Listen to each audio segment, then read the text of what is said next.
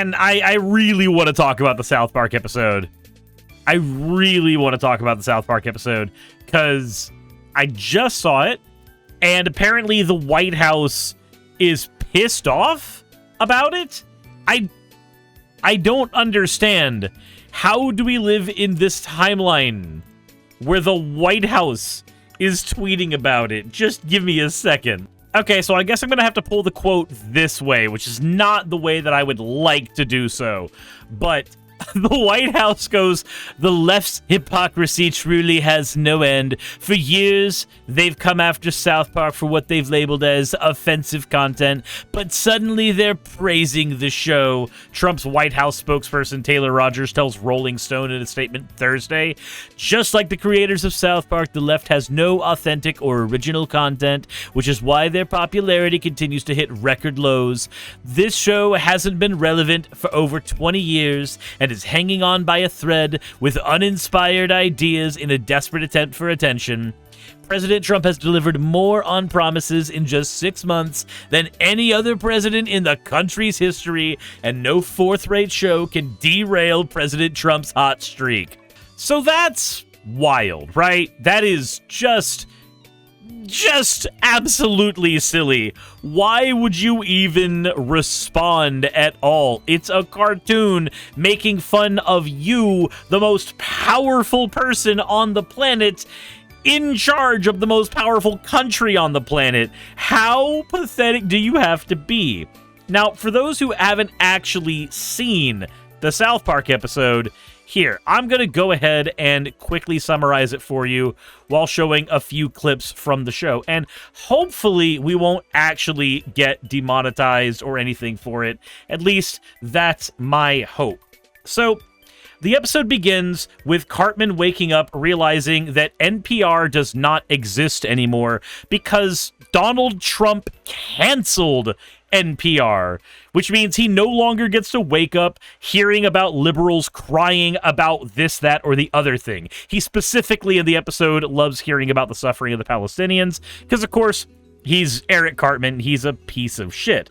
So going back to his school, he goes, "Oh, okay, well, you know what? Surely I can still get a laugh out of PC Principal." Now, for anybody who does not know, PC Principal is the character who was supposed to be the representative of the Tumblrina woke mind virus-esque character.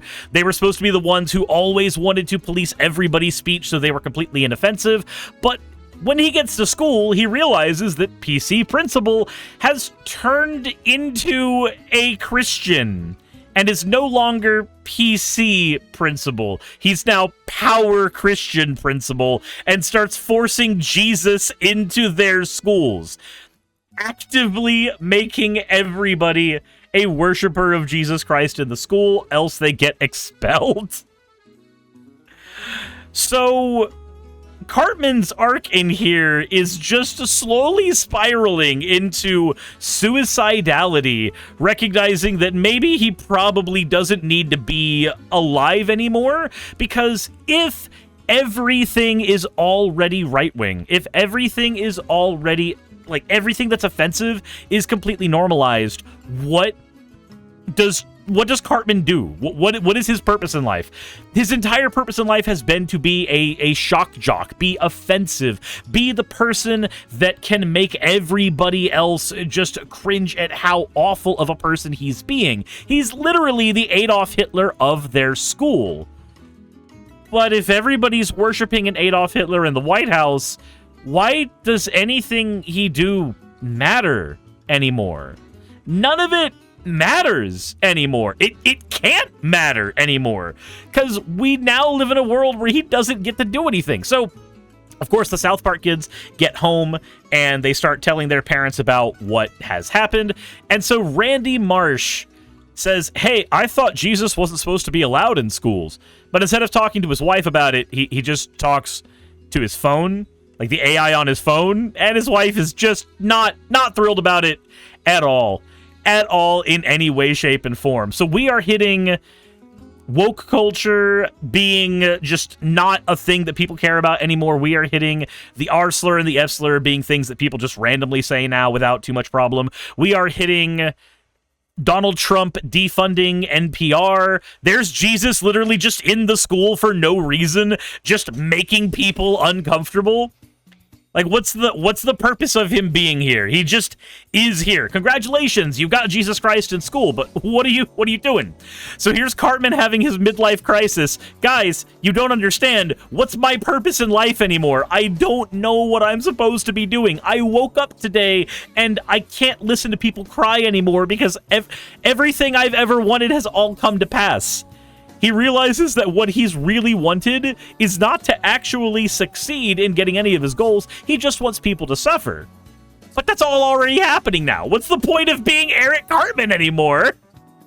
What is the point anymore for him? So, as the episode continues, the people of South Park start getting even more angry, realizing that Donald Trump is, well, just not that great for their country. So they go on a rampage to try to find Donald Trump, and instead they find Mr. Garrison. So then, unlike any other season of South Park, Trump actually appears on screen the same way that Saddam Hussein did back then. So here we have Canada freaking out at Trump, saying, hey, why are you putting all these tariffs on us? What's the point of putting all these tariffs on our country? What did we even do? And Trump just responds, what are you talking about? I'm going to do whatever the hell I want. Do you want me to bomb you like I did Iraq? And Canada just responds, what the hell are you talking about? You bombed Iran. And Trump's just like, Iran, Iraq, what's the difference? I have no idea. And then he just gets angry at his little penis. And I'm not actually certain if we're going to get in trouble for showing that in here. So maybe that needs to be taken off in the final version of the episode, Guitar Rocker. But here's Cartman being just woefully upset. Woke is dead. The bathrooms are already segregated. He has nothing to terrorize people over. Every single thing that he could have possibly tried to work for is done. So he has a heart-to-heart conversation with Butters, where he decides maybe the best course of action is for there not to be an Eric Cartman anymore. So he decides to have a suicide pact with Butters. And of course, Butters, being the biggest pushover of all the South Park kids, just doesn't know how to fight back against that at all. So then, after multiple complaints about Jesus being in school, Stan sits down with Jesus and PC Principal, trying to say, it's not that I have a problem with Jesus, I just don't know why he was forced on any of us. I don't know why he was forced into my lunch table. That doesn't make any sense to me. Why did I have to deal with that? I don't understand. This is stupid. This makes no sense. And he asks PC Principal, weren't you like the guy who wanted religious separation before? Weren't you the guy that wanted nobody to be offended? What happened? And PC Principal just says, well, everything got hopeless, and when you get hopeless, you turn to Christ. So then, Trump gets notified that the people of South Park are not happy with him. They are not happy with who he is and what he does. They're not happy with him ruining the country. They're not happy with the fact that he's a freaking pedophile. His connection on the Epstein files is noted multiple times during this. And in his conversation with Randy, he just says, you know what? No, I'm just going to sue you. I'm just going to sue you. I'm just going to sue all of South Park for $5 billion. Screw you all. No. Even the people who voted for Trump in the story decide that, no, we don't need to be ruled by Trump. We're going to get him taken out. And of course, Trump is with Satan. Saddam Hussein is dead, so Satan's new lover is Trump. But unfortunately, Trump isn't able to get anything from Satan throughout the entire episode because his dick is way too small. And every single time he says that I've been working too hard, why won't you fuck me? Satan's just like, you haven't been working. You've just been shitposting. All you've been doing is complaining and shitposting all day. It's the only thing you've done. You've not actually accomplished anything. Throughout the course of the episode, Butters gets closer and closer to having to do the suicide pact with Cartman, and they try. Cartman's just sitting there like, you need to huff this hose in the car. Eventually, the chemicals in here will kill us. We need to huff exhaust. We just need to die. That's all that needs to happen. And then the episode goes to every other news outlet, 60 Minutes, everything, trying desperately to cover the South Park situation, with Trump trying to threaten South Park, and everybody is scared to death of Trump, going, no, we're just covering what's going on in South Park. We can't actually say that what's going on in South Park is good. No, they're going against Dear Leader. Why would they ever go against Dear Leader? We like Dear Leader right now. We do. You can see every character that is having to cover the situation is just flummoxed. Like, how do we do this without ourselves getting sued? He's suing a small nothing town. I mean, in South Park, everything happens in South Park, but he's suing a small nothing town. Of course he's gonna sue us if we come over this. Jason Ian, thank you very much for redeeming your points for an ada, you fucking degen. And it's funny because South Park currently has a contract with Paramount. And given that there's been a giant fallout around Paramount, there's a lot of commentary goading Paramount constantly during this, because Paramount has apparently bent the knee to Donald Trump multiple times in order to avoid cancellation. They've referenced the fate of Stephen Colbert in here as well. There is just a lot of ire being thrown at Paramount from the creators of South Park, while they are having a multi-million-dollar contract from Paramount to create 10 episodes a year for them. Bravo says, they're braver than CBS and all the news networks. Yeah. Thank you for the 25 bits. I appreciate it. So eventually, all of the members of South Park try to get Donald Trump taken out of the office, and Jesus Christ comes down and starts explaining that you guys need to calm your tits. You don't understand. If you don't shut the fuck up, we're gonna get canceled. Don't you see what happened with Paramount? We're under Paramount right now. The more you antagonize Trump, the more all of us are at risk. Just eat this bread. It's of my flesh. Do that and shut up. Do not fuck anything up for all of us. Jesus is having to explain to everybody that, no, you don't understand. Your town can't handle the dictator in the White House. And then the town, listening to Jesus, decides, okay, I guess we have to make amends with Donald Trump.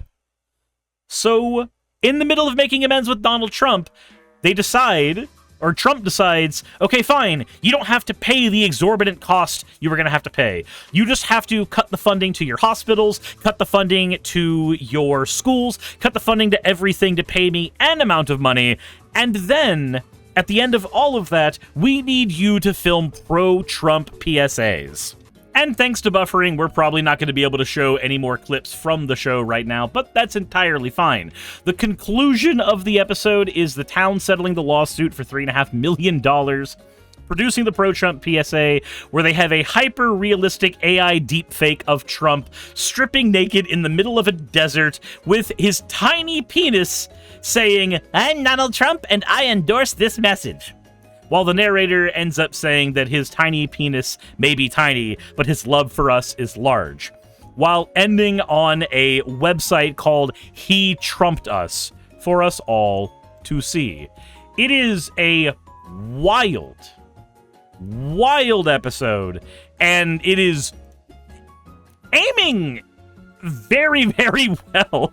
I'm okay when South Park aims at my enemies the way it is. I am perfectly okay with that. How very I love Big Brother. So, we're not done, though. I don't just want to summarize the episode. I want to actually go over the Rolling Stone article real quick that talked about this. So, Jesus Christ, there's so many pop-up ads here. So Donald Trump's White House is melting down over Wednesday night's South Park premiere, which just so happened to attack the president's teeny tiny manhood and depict him as literally in bed with the devil, effectively taking over the role held originally by Saddam Hussein. And then there's the quote I read you before about the left's hypocrisy knows no end. They hate South Park, but now that it's attacking the president, they love South Park. I wonder if he realizes that, like, especially the trans-positive left, actually really tends to like South Park, especially because in the Stick of Truth game, they actually, or at least in Fractured Butthole, when you're given the choice to make the gender of your character, they explain gender better than most people ever can in that game. It's weird. The episode came out just hours after it was reported that Paramount had agreed to buy the global streaming rights to South Park in a 5-year deal worth $1.5 billion.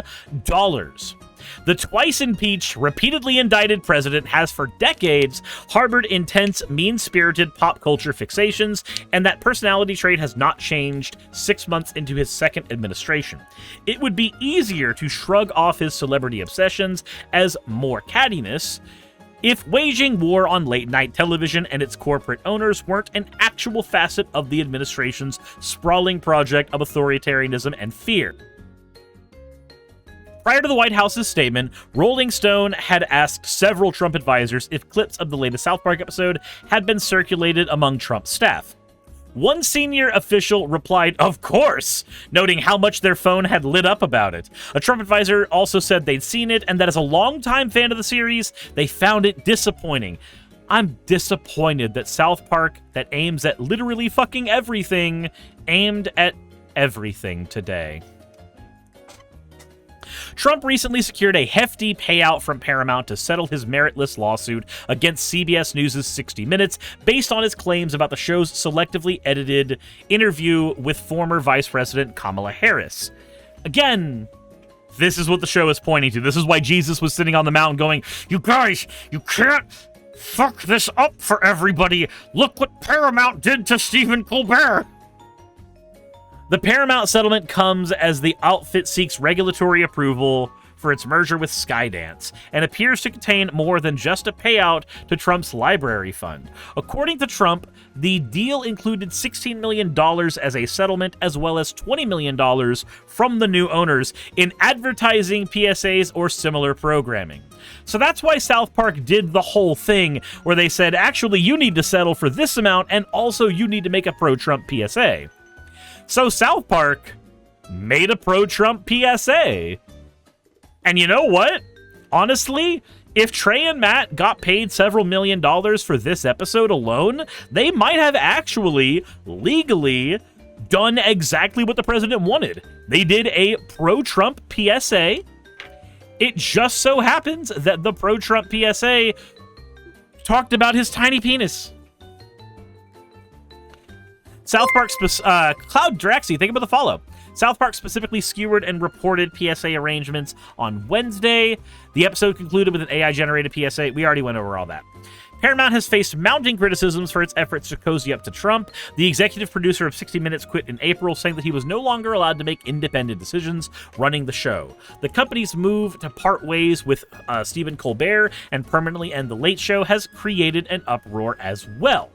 Earlier this week, Colbert responded to a Truth Social post from Trump in which the president said he hoped he was the reason Colbert got fired, and Colbert just said, "Go fuck yourself." So, I may not have seen a lot of The Late Show. I've only seen clips here and there, but from what I have seen, Colbert at least has more talent in his left pinky than Trump has in the entirety of his massive, girthy, itty-bitty penis.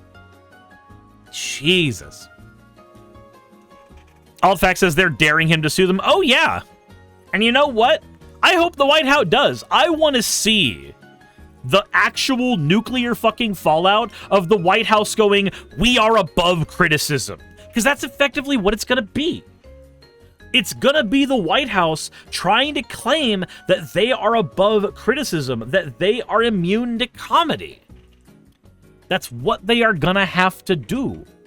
And they are going to, one of two things happens. They are either going to get completely squashed in so doing, or they win, and we have a precedent set where we can say freedom of speech is truly dead. And if freedom of speech is dead, then you've really limited the options of what we are allowed to do to protest the government. And I can't really explain more than that. Fed posting is bad, everybody.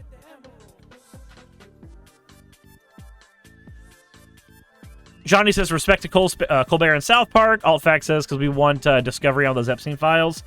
And the Epstein stuff we got to talk about, too. We got to talk about as well, because apparently the Epstein files have been subpoenaed, and now the DOJ actually does have to get them out. So, you know what? This timeline just got a lot more exciting. It's absolutely awful. There's a genocide happening in the Middle East. There's an attempted wipeout of the Ukrainians, being attempted by Russia. Trans rights are being taken out of the United States. Gay rights are on the chopping block next, very likely. And we are sitting here on the precipice of democracy being in just absolute shambles. But I'm going to be honest. I have a little hope with this one right now. And maybe it's pure hopium. Maybe it is. But, dear God, I am in way too good of a mood after that South Park episode, and hopefully my breakdown of it was something you enjoyed. If you want me to cover more political episodes of the show as they come out, or even some older ones, I am more than willing to do so. That was a fucking wild blast. Anyways, thank you all for watching. Hit the like button if you haven't already. Subscribe if you haven't already. And I'll see you guys in the next one. Hey, thanks for making it to the end of the video. I really could not do any of this without all of you. Those of you watching, and especially those of you who support me on Patreon. I wanted to go ahead and take a minute to thank all of you who do that, because with YouTube being what it is these days, I really cannot do this full time without the support from each and every one of you.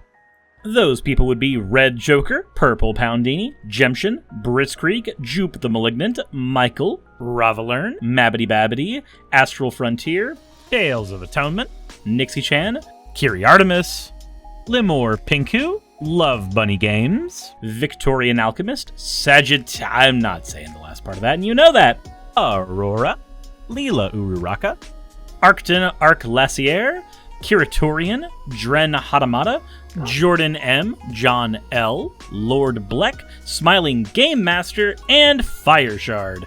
Thank you so very much. But since you're here, why not go ahead and try watching another one? There should be one that's on the screen right now.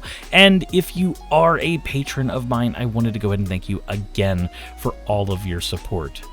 There is still a video you could press though, if you'd like. I would appreciate it. Just a little bit.